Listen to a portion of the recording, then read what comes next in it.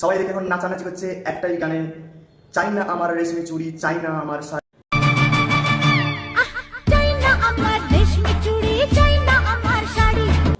ঢাকের বাজনা বাজে, এবার যাবো পুজো বাড়ি, দেখতে যাবো মাকে আমার। সাজের কি দরকার, তুমি আছো সাথে আমার, সাজের কি দরকার।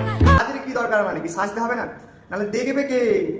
আরে ইয়ং ছেলেরা যে চায় তারা তোর মাকে দেখতে যায় না, শুধু তোমার দিকেই দেখতে যায়। আর দোকানদাররা যে পসরা সাজিয়ে বসে রয়েছে শাড়ি গয়না নিয়ে, সেগুলো কি করতে নিয়ে এসছে? কলকাতার লোক নাই যাবেন, কলকাতায় বন্যা হয়ে তারা ছেলেরা লুঙ্গি আর মেয়েরা নাইটি পরে চলে যাবে ঠাকুর দেখতে।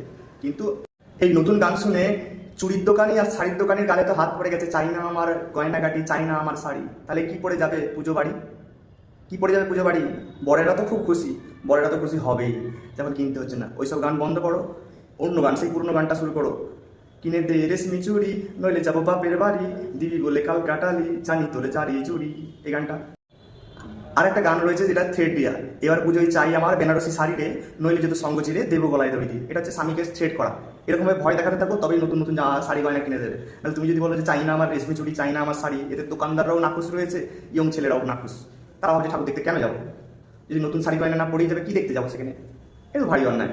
কলকাতার লোকের কোনো যায় আসেনি, কলকাতা এখন বন্যা ভরপুর। ছেলেরা লুঙ্গি আর মেয়েরা নাইটি পরে চলে যাবে ঠাকুর দেখতে, আর যাবে দিদি তাতই তাতই তাতই তাতই করে নাচছে।